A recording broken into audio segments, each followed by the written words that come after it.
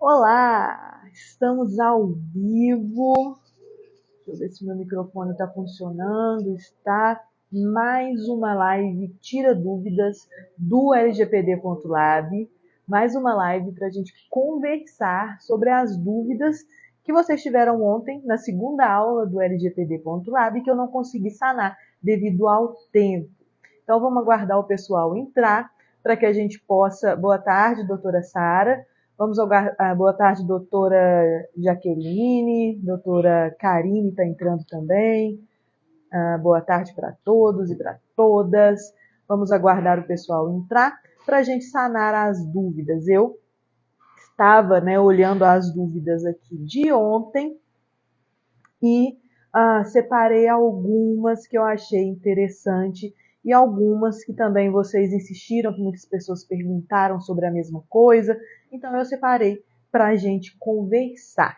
Vamos aguardar o pessoal entrar e aí daqui a pouquinho a gente começa. Eu vou só tomar uma água e se vocês tiverem dúvidas que não perguntaram ontem, ou que eu não vou responder aqui, vocês, por gentileza, podem perguntar também, que eu vou respondendo à medida que eu for recebendo aqui. Doutora Edna acabou de entrar, boa tarde. A Ágata acabou de entrar também, boa tarde, Ágata. A doutora Viviane, boa tarde, doutora Viviane.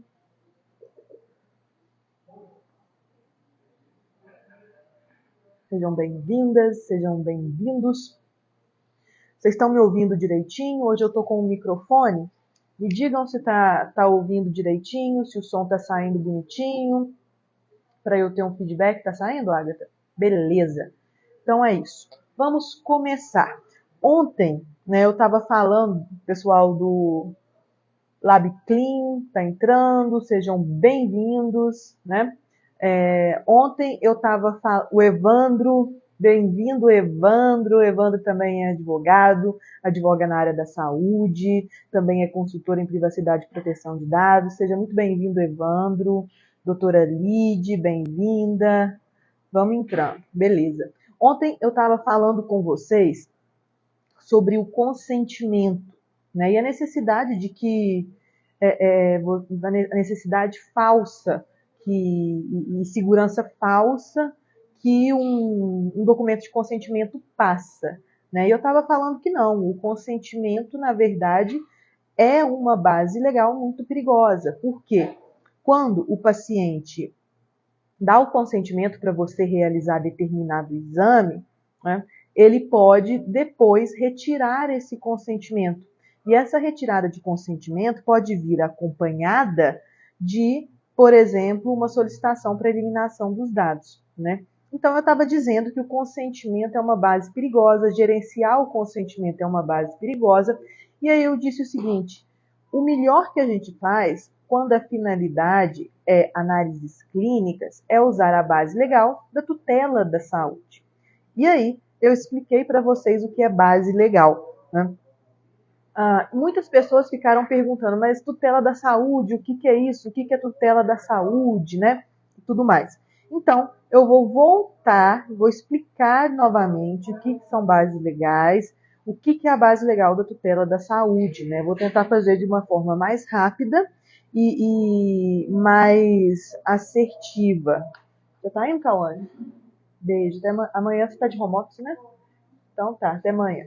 Eu tô no escritório, pessoal, por isso que tá, às vezes, gente passando e gente saindo. Então é isso. Bom, a base legal da tutela da saúde é o seguinte: dentro da Lei Geral de Proteção de Dados, existem inúmeras hipóteses para que a gente possa tratar dados pessoais. O consentimento é uma dessas hipóteses, Então, quando o paciente autoriza você a tratar os dados dele para determinada finalidade, você pode manipular aqueles dados, você pode tratar aqueles dados. Então, a base legal do consentimento é uma hipótese, é uma justificativa para se tratar os dados, Além do consentimento, a gente tem outras bases legais. Por exemplo, você pode tratar os dados quando você precisar, atender a um contrato. Está lá escrito no contrato que você, o paciente, está comprando um exame seu. Qual que é o contrato? É um contrato de prestação de serviços que você está firmando com aquele paciente, né? O paciente vai lá, te paga, você vai coletar o material biológico dele, analisar e gerar um laudo, né? Gerar os resultados. Então, aquilo ali é um contrato de prestação de serviços, um contrato de compra e venda, né? Você está vendendo serviço e o paciente está comprando de você. Para que você faça isso, você precisa tratar os dados desse paciente. Você precisa pegar algumas informações dele, como nome, CPF, RG, né, para que você identifique aquele paciente para proteger o seu crédito. Vai que aquele paciente não te paga. Então, você tem que pegar a informação dele para botar o nome dele no SPC, para mandar uma cobrança para ele, né? Então, para proteger o seu crédito, para atender a uma obrigação contratual, todas essas são hipóteses de tratamento de dados, são justificativas legais para usar os dados. Então, vamos supor agora que você quer usar os dados porque a sua avó pediu. A minha avó pediu para eu tratar esses dados, a minha avó pediu para eu usar esses dados. Pode? Não, não pode, porque não é uma justificativa legal, não está na LGPD, não é plausível. Então, a sua avó pedir não é uma base legal que você pode usar para realizar exames aí no seu laboratório, né?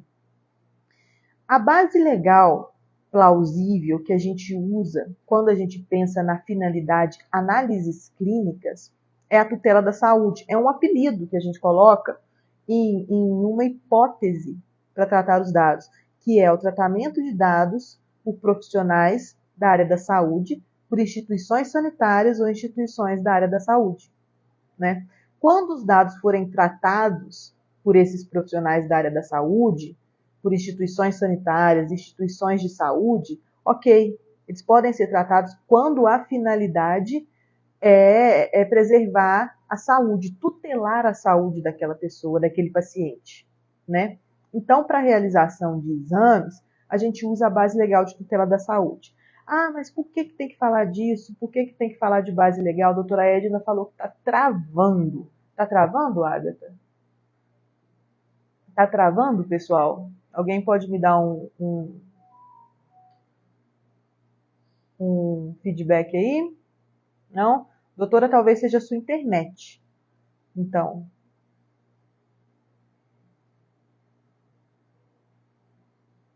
não, tá certinho?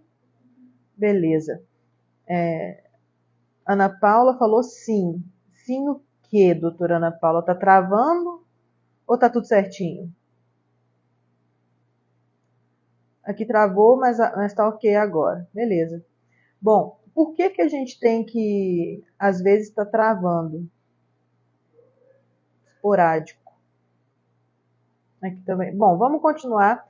E se continuar travando, né, eu vejo o que pode fazer. Porque eu tô sem maquiagem hoje, aí eu coloquei um filtro. Vou tentar tirar esse filtro. Não, não tem jeito de tirar o filtro. Agora já era. Então, beleza, vamos continuar sem fio. Aí, tirei o filtro. Aê, pronto. Tô sem maquiagem, então não reparem, tá? Bom, de toda maneira, por que a gente precisa apontar uma base legal para determinado processo de tratamento de dados? Porque a LGPD fala. A LGPD fala assim, sempre que você for tratar algum dado, você precisa justificar esse tratamento. Você precisa falar qual das bases legais, né, se encaixa com esse tratamento. Você precisa amparar o seu tratamento em uma base legal. A LGPD manda, é uma obrigação do agente de tratamento de dados, então é necessário. Esse assunto de base legal, tutela da saúde e tudo mais, ele é muito técnico, na verdade, né? Então, o que a gente faz é falar e desmistificar essa questão do consentimento, dizer que o consentimento não é a boia, o salva-vidas, né, e o atalho, a muleta apropriada para o seu laboratório. É uma base legal extremamente perigosa, é extremamente difícil gerenciar o consentimento. A coleta do consentimento é um ato solene, então existem inúmeros requisitos para coletar o consentimento. Não é tão simples quanto parece. No nosso YouTube tem um vídeo lá que eu falo mitos e verdades sobre consentimento. Eu acho que o vídeo deve ter uns 30 minutos em que eu explico o consentimento detalhadamente e explico também todos os mitos e todas as verdades relacionadas à base legal do consentimento. Então depois eu mando lá no grupo de Agatha, se você puder mandar lá no grupo de WhatsApp do pessoal agora, o vídeo Mitos e Verdades sobre o Consentimento que a gente tem lá no YouTube, porque aí vocês vão entender melhor o que é o consentimento, o que é base legal e por que o consentimento é perigoso, né? Não é e-book não, doutora Ana Paula, é um vídeo no YouTube. A Agatha vai mandar aqui agora para vocês no grupo de WhatsApp. Mas não sai da live não, depois você dá uma olhada lá. Além da tutela da saúde, que eu vi que muitas pessoas ficaram com dúvida, e eu assim, acho que, olha, se você não entendeu, não tem problema, porque é um assunto muito técnico. Muito, muito técnico. Então, não se preocupe com isso, tá? Só se preocupe em entender que o consentimento é uma base legal perigosa e que não é a salvação do seu laboratório em relação à Lei Geral de Proteção de Dados. Doutora Ana Paula, sim, YouTube, no seu canal, isso, no canal aqui do escritório, jurídico de laboratório, tá? Para além disso, né, outras perguntas que a gente separou aqui em relação à notificação compulsória. Como é que faz quando a gente tem exames que exigem notificação compulsória, né? Eu entendo, sim, que é necessário e o seu laboratório, né, quando é uma obrigação legal do seu laboratório, tem lei falando que o seu laboratório tem que notificar os órgãos sanitários em razão de alguns resultados, né? Quando acontecer isso de ter que notificar, você pode tomar algumas medidas de prevenção. O seu laboratório não é que ele pode notificar, ele tem que notificar por força de lei. Ponto. Não tem escolha, tem que notificar, né? Agora a questão é como notificar, como realizar essa notificação, né? E aí, para a questão de notificação compulsória, né, a gente também tem um vídeo, Agatha, se você puder mandar o vídeo da notificação compulsória, que eu vou mandar lá no grupo do WhatsApp para vocês, notificação compulsória, mas eu já vou adiantar algumas coisas aqui.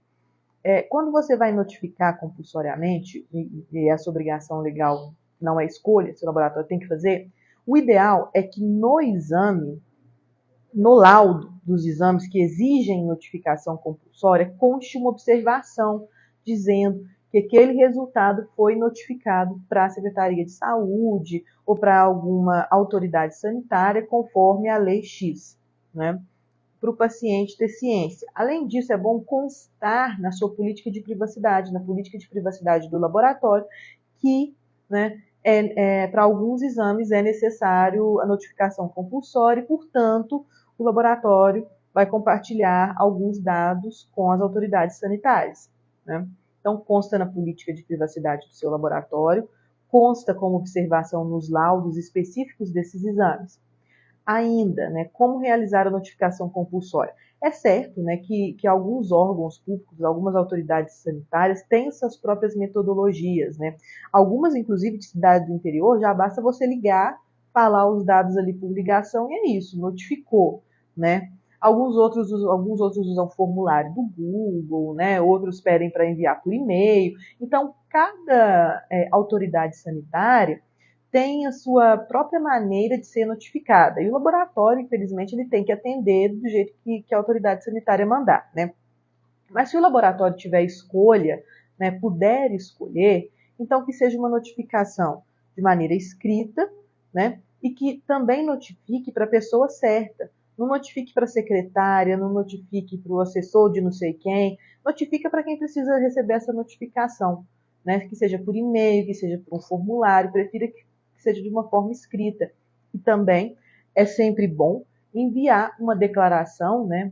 Pedir para a autoridade sanitária que vai receber a notificação assinar uma declaração de que ela entende que está sendo compartilhado dados sensíveis, que ela entende que aquelas informações são confidenciais e que ela está adequada à Lei Geral de Proteção de Dados, né? Então, quanto à notificação compulsória, resumindo aqui, o laboratório tem que notificar ponto, não tem saída, é obrigação legal, ok. A questão é como. Algumas dicas para notificar conforme a Lei Geral de Proteção de Dados. Coloca no exame, no laudo do exame, uma observação falando que o resultado foi notificado, ou dependendo do resultado ele vai ser notificado para a autoridade sanitária. Coloca na política de privacidade do seu laboratório essa informação também, que alguns exames têm que ser notificados, os resultados de alguns exames têm que ser notificados para autoridades sanitárias. Coloca, pede para a autoridade sanitária assinar uma declaração dizendo que entende a sensibilidade dos dados, entende que aqueles dados estão sendo compartilhados e, portanto, eles têm que permanecer confidenciais e que está adequado à Lei Geral de Proteção de Dados. E para notificações, prefira fazer de maneira escrita e por um meio seguro, né? A doutora Amélia, na minha cidade, um funcionário da Vigilância Sanitária pega no laboratório e assina um documento que ele pegou. Pegou o quê, doutora? Data e horário. Pegou o quê? Não entendi. Pega o resultado? Seria isso? Bom, a doutora vai explicar, mas em relação à notificação compulsória, essas são as saídas primeiras, né? Um documento. Entendi, doutora. E assina um protocolo. É uma saída também, para fazer a notificação compulsória, né? Ir presencialmente no laboratório, pegar o documento, assinar, falando que pegou, e aí os dados estão agora também sob a responsabilidade da autoridade sanitária, né? Para além da notificação compulsória, né, as pessoas perguntaram aqui, deixa eu ver outra aqui, outra pergunta que a gente separou. Surgiu até acho que é você, doutora Amélia, que perguntou, né, que se o bioquímico pode falar do resultado para o paciente, né? Pode sim, doutora. O melhor, né, que se tem a fazer é sempre esclarecer o resultado para o paciente, né? Se o paciente perguntar e tendo certeza que aquela pessoa é o paciente, né? Tendo certeza que aquela pessoa de fato é o titular daquele exame, então sim, né? Pode esclarecer os resultados, é até bom que esclareça se houver perguntas, se houver questionamentos, para que não fique nenhum mal entendido, tá? Porque às vezes o paciente pode ele mesmo interpretar erroneamente o resultado, leva para o advogado interpreta erroneamente, e aí ajuiza uma ação de responsabilidade civil contra o seu laboratório, porque não teve informação direito, né? Então, para o paciente, pode esclarecer, sim. Pode esclarecer, pode dar um norte, né? Mas sempre deixando muito claro que é necessário ele consultar um médico, que o exame laboratorial ele sim é um bom subsídio para se fechar um diagnóstico, mas que o médico tem que avaliar os sintomas, tem que fazer outros exames, né? Então, pode esclarecer para o paciente, mas sempre deixando muito clara a necessidade da interpretação de um médico, né? E é preferível que esclareça. Se o paciente questionar, não fala assim, tem que levar no médico. Não, esclarece, vem aqui, deixa eu te mostrar, deixa eu te falar, deixa eu te dar um norte, mas tenha em conta, tenha em mente que você precisa ir a um médico, né? Não feche as portas para o paciente, tá? E isso não é nenhuma questão de Lei Geral de Proteção de Dados, isso é uma questão de responsabilidade civil, né? Porque, como eu disse, às vezes o paciente pode interpretar erroneamente o exame, leva no advogado, o advogado interpreta errado de novo, né? E aí ajuiza uma ação. Não, conversa, ajuda o paciente, dá o norte, exatamente, doutora Amélia. Atendimento humanizado, exatamente isso, né? Vamos continuar. Aqui algumas outras perguntas. Deixa eu ver aqui. Muita gente também ficou na dúvida em relação a exames de beta-HCG e IST, né? Se pode ou se não pode fazer em menor de idade.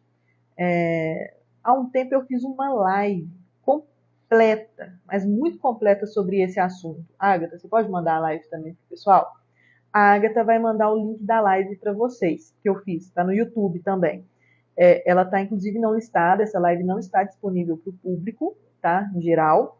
mas eu vou disponibilizá-la para vocês, para os inscritos do LGPD.lab.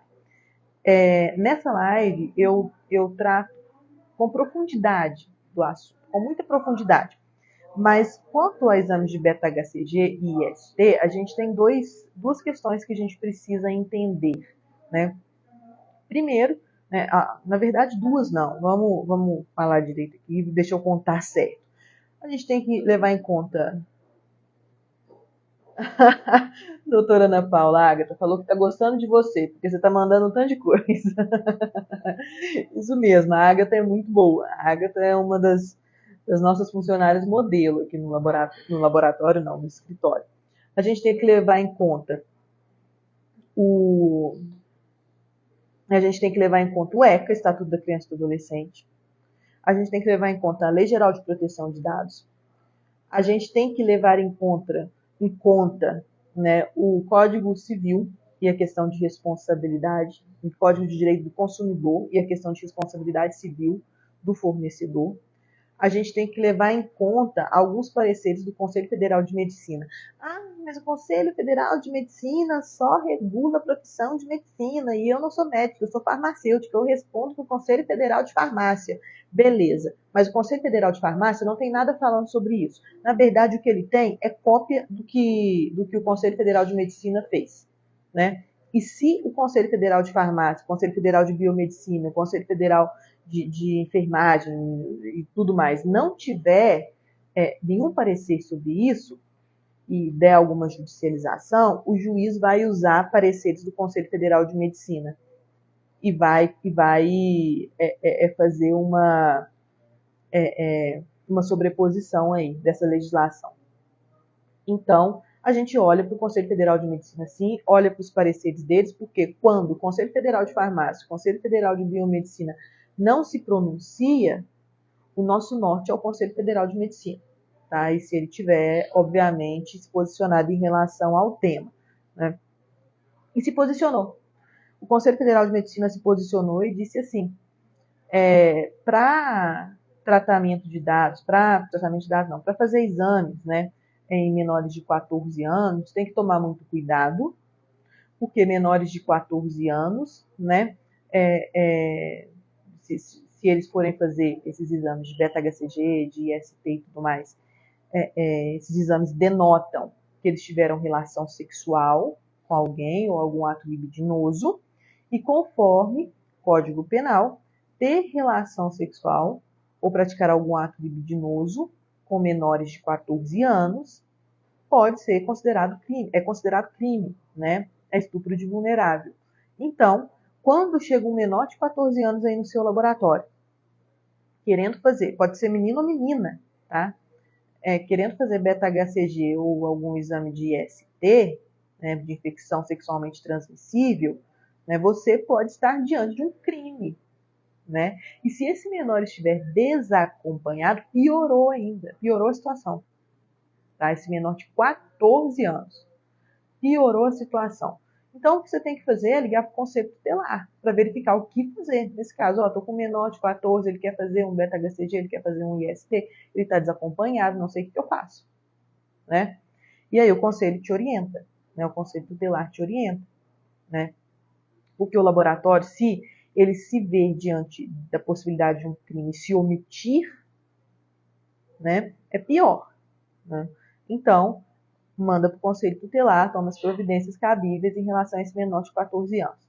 Maiores de 14 anos, né, desacompanhados, né, o melhor é não fazer. Não faça esses exames. Porque pode, de fato, aí não é considerado mais crime. Todavia, é muito, muito, muito, muito, muito perigoso. Então, por via das dúvidas, não faça. Está desacompanhado, não faça. Tá? Beta-HCG e IST, porque são exames assim extremamente delicados. Extremamente delicados. Então, lá na aula ontem, eu falei um categórico não. Né? O pessoal ficou perguntando, é para fazer ou não é para fazer? Não entendi, é para fazer ou não é para fazer? Né? Porque eu estava colocando muitas questões ali. Dentro do direito, como eu disse, a gente tem uma área cinzenta, uma área nebulosa, tem o depende, né? E vocês, profissionais de análises clínicas, estão mais acostumados com preto no branco. É ou não é, né?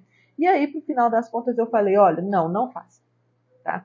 Então, não faça. Exame de beta-HCG, exame de IST em menor de idade desacompanhado, não faça. E se for menor de 14 anos de idade, pior ainda, tá? Aí você pode estar diante de um crime, né? Deixa eu ver mais o que tem aqui. Ah, ah,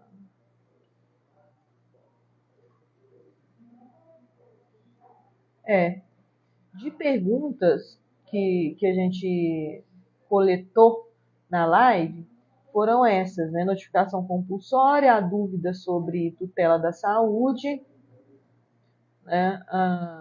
Sobre falar com o paciente sobre os resultados, a notificação compulsória novamente. As dúvidas são essas. Agora, se vocês tiverem alguma dúvida, eu estou aqui para responder. Então, fico à disposição. E já aproveito para dizer que hoje, 8 horas da noite, nós temos o último encontro do LGPD.lab, é o maior evento do Brasil em privacidade e proteção de dados no ambiente laboratorial. E nesse encontro, especificamente, eu vou falar qual a nossa metodologia para adequar o laboratório de análises clínicas à Lei Geral de Proteção de Dados, tá? Doutora Ana Paula, sobre o médico requisitar o resultado do paciente. Se for o médico solicitante, pode enviar. É óbvio que na política de privacidade, você precisa constar com quem você pode compartilhar os exames, né? Então, tem que constar isso na política de privacidade, tem que constar isso no mapeamento de dados e tudo mais, né? Mas, né, o médico solicitante pode sim receber os exames do seu paciente, pode sim ter acesso. E se for resultado crítico, você não precisa nem esperar que o médico solicitante demande, você já tem que falar, é uma obrigação legal sua, tá? Doutora Cris. Aqui, ó, primeiro, doutora Ana Paula. Muitos pacientes pedem para enviar para o médico, ou o médico liga pedindo. Por ligação é complicado, doutora. Prefira enviar por algum meio mais seguro, mais idôneo, né? Porque às vezes o médico liga pedindo, mas às vezes é um golpe, às vezes não é o médico, né? Então, tenta enviar e assegurar que esse resultado vai chegar de fato no médico, não em alguém se passando pelo médico, né? Então, o melhor o que eu recomendo é cadastrar o médico no sistema do laboratório, criar um login, uma senha para ele, enviar para ele esse login e senha, e aí ele pode pegar ali os exames e verificar o histórico de todos os seus pacientes, né? Depois, a doutora Cris. Tem uma dúvida em relação ao tratamento de dados de idosos. Você falou que se equipara a crianças, mas quem pode ter acesso a isso? Filhos, e em casos de idosos que não estão totalmente sãos, né? Doutora Cris veio tocar na questão de tratamento de dados de idosos, né? A ANPD, em suas publicações, em seus regulamentos, deixou entender, né, que os dados de idosos se equiparam a dados de crianças e adolescentes, né? Ou seja, são ultrassensíveis. Mas ela não se pronunciou detalhadamente sobre isso. Então, a gente não tem resposta. E aí é caso a caso, né? E aí a gente vai ter que esperar chegar um caso, chegar uma situação aí no seu laboratório, entender a situação, entender todo o contexto, né? Entender todo o arcabouço legal que está ali envolvido, para a gente poder pronunciar alguma coisa, para a gente poder dar um parecer. E ainda assim, é um parecer, como eu posso dizer, é um parecer até delicado, porque a gente não tem ainda, né, publicação ou regulamentação detalhada da Autoridade Nacional de Proteção de Dados sobre o caso. E a LGPD, ela se omite em relação a dados de idosos. A gente não sabe, né? O que a gente sabe até agora, o que a gente consegue interpretar até agora, é que os dados de idosos também são ultrassensíveis, também estão num lugar especial, assim como os dados de criança e adolescente. Mas a gente ainda não sabe exatamente como esses dados devem ser tratados. Então, é caso a caso, né? Mais alguma pergunta, pessoal?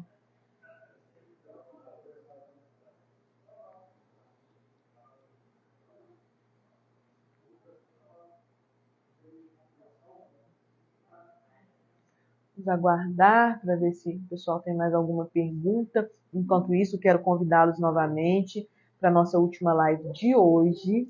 Hoje eu vou falar sobre como adequar o seu laboratório LGPD. A doutora Cris está falando de novo. Eu já tive caso, inclusive, de teste de paternidade em idosos de 90 anos que não sabia que estava fazendo, uma vez que não tinha plena capacidade. Ok, se esse idoso não tem plena capacidade, então ele tem que ter um curador, né? E aí esse curador, sim, vai prezar e vai advogar pelo melhor interesse desse idoso. Se ele estava acompanhado de um curador, que é o responsável legal dele, né? Quando ele não tem plena capacidade, ok, pode fazer. Agora, se não tem um curador, aí só com ordem judicial para fazer. Doutora Edna, no Estatuto dos Idosos não teria algo sobre isso? Sobre tratamento de dados de idosos especificamente, doutora, eu desconheço, não tem. Se alguém souber, por favor, fala aqui pra gente, porque no Estatuto dos Idosos, exatamente sobre tratamento de dados, não tem, tá? Ana Paula, o CRM deu uma orientação sobre espermatozoide na urina. Deu sim, doutora. Tem um parecer que, inclusive, está rodando muito aí sobre o que fazer se achar espermatozoide na urina, né? E aí, o CRM, né, ele fala, olha, se for em mulher, eu não sei exatamente aqui de cabeça, né, o que fazer, mas nesse parecer tá, quando você notifica, quando você não notifica, né? O que eu lembro se for mulher maior de idade, não precisa notificar, né? Se for mulher menor de idade, não sei se eu tenho que notificar, tem que colocar lá no laudo que encontrou, né? Se for mulher menor de 14 anos, aí tem uma outra coisa que tem que fazer. Eu não me recordo exatamente, né, quais foram as hipóteses, mas ele separou. Se for homem, né, tem que notificar, né, que encontrou espermatozoide na urina do homem, se o paciente for homem, né. Então, tem sim. Eu vou achar e vou mandar também lá no grupo de WhatsApp, né. Isso, o Conselho de Medicina e a SBAC também deu, né, orientação. Como assim quem pode fazer a coleta, doutora Jaqueline? Não entendi. A coleta de quem? Né, de que exame? Não entendi. Estão questionando o fato de enfermeiros registrados com função de auxiliar. Bom, essa é uma questão extremamente polêmica, tá? Que aí a gente já vai para a seara trabalhista, né? E aí já é outro assunto, né? Em questões trabalhistas, eu sei o básico, mas eu não sou especializada em direito do trabalho. Tá? Eu tenho uma advogada aqui, a doutora Cauane, ela é especializada em direito do trabalho e ela pode responder esse tipo de dúvida para vocês, porque isso aí é muito específico, tem que tomar muito cuidado para responder esse tipo de pergunta, porque eu sei que tem muito em laboratório e com o piso da enfermagem, né? É bem difícil. Inclusive, já que a Agatha está mandando muita coisa, eu tenho uma live que eu fiz com 2 advogados especializados em direito do trabalho sobre o piso da enfermagem, e eles respondem essa pergunta. A Agatha vai mandar lá no grupo também. Essa live também não está disponível para o público, mas a gente vai disponibilizar só para os inscritos, tá? A doutora Edna está falando que travou de novo. Se vocês puderem me dar um feedback aí sobre isso. Mas também a gente já está terminando. Alguém tem mais alguma dúvida? Alguém tem mais alguma colocação para que a gente possa terminar? Se ninguém tiver? Bom, vamos lá, hein? Lá. Dr. Cleidson. Quanto ao lado tecnológico do processo, pela sua experiência, você teria alguma sugestão de antivírus para servidores e orientações de procedimentos em rede interna para melhor proteção dos dados? Né? Doutor Cleidson, né? Colocar um antivírus é legal, tá? Eu não posso falar de marcas, eu não sou TI, né? Eu sou jurídico, mas o que eu tenho que dizer é o seguinte: antivírus não soluciona, só colocar um antivírus não soluciona a questão da Lei Geral de Proteção de Dados, né? Adequar o laboratório à Lei Geral de Proteção de Dados passa pela proteção cibernética, pela proteção digital, passa por colocar um antivírus aí no laboratório, né? Mas o que eu vejo mais, né, e o que a gente percebe é que os golpes cibernéticos, vazamento de dados no ambiente digital, ele se dá muito por falha humana, né? Então, é o seu funcionário que clicou num link malicioso, né? É o seu funcionário ou você mesmo, né, que baixou um anexo aí de e-mail malicioso, né? Aconteceu no laboratório dos meus pais, uma pessoa chegou lá falando que era empregado, vendedor da TIM, da Vivo, sei lá, e que precisava renovar o plano. O funcionário foi lá, assinou e tal, quando viu o laboratório estava assinando um plano que a gente não sabia e tal. Então, é muito erro humano essa questão, né, de vazamento de dados no ambiente digital, né? Então, para além de antivírus, né, e tem muitas marcas boas no mercado, tá? Para além de antivírus, o melhor que se tem a fazer, né, é treinar os seus funcionários. Ah lá, doutor Cleiton está falando, aconteceu aqui também. Pois é, aconteceu lá no laboratório e aí a gente ajuizou uma ação contra a Vivo, não, contra a TIM, e eles, inclusive, indenizaram o laboratório. A gente conseguiu reversão, anulação do contrato e indenização, né? Para além do antivírus, o melhor mesmo que se tem a fazer é treinar os funcionários, né? Para que eles não caiam em golpes, para que eles não fiquem clicando em links maliciosos, para que eles entendam, né, quando um e-mail chega, o que dá para confiar e o que não dá. Então, o treinamento é o melhor antivírus que você pode ter, tá? Não estou falando que uma coisa exclui a outra, mas estou falando que o treinamento é principal, né? Porque o elo mais fraco é o ser humano. E tem pesquisas que provam que 80% dos incidentes de segurança relacionados a dados pessoais no ambiente digital se dão por conta de erro humano, por falha humana, porque o funcionário, porque alguém clicou num link malicioso, porque alguém entrou numa página que não deveria, porque alguém baixou um software que não deveria, né? É erro humano. Então, o melhor é treinar os funcionários, tá? Alguma pergunta a mais?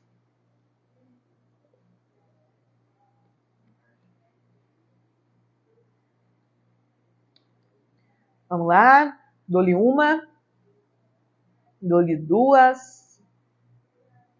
Dou-lhe três. Dou-lhe quatro. Ou dou-lhe quatro? Dou-lhe duas. Ih, já perdi a conta. Bom, de toda maneira, quero convidá-los para o LGPD.lab. Última live, último dia. Né? Vamos fechar o evento com chave de ouro. Eu vou falar com vocês como eu adequo laboratórios de análises clínicas, qual a metodologia do Cardoso Freire Consultoria, né? A adequação, ela não é, né, uma receita de bolo, né? Mas, e cada equipe, cada profissional tem a sua metodologia, eu vou falar qual é a nossa, né? Então, eu vou mostrar para vocês tudo que tem que ser feito, né? E também, né, obviamente, acabar o assunto de ontem, né? Acabar o assunto de ontem. Doutor Cleiton está perguntando sobre o DPO. Doutor, para a gente não estender muito aqui, a Agatha vai mandar para vocês uma live também que eu fiz sobre DPO. Até recente essa live, eu explico tudo sobre DPO nessa live. Também não está disponível para o público e eu vou disponibilizar para vocês, tá bom? Um beijo e até hoje, mais tarde, às 8 horas da noite. Espero vocês lá. E quem não se inscreveu, tem a chance de participar pelo menos aí da última live. Link tá na bio. Beijão, pessoal!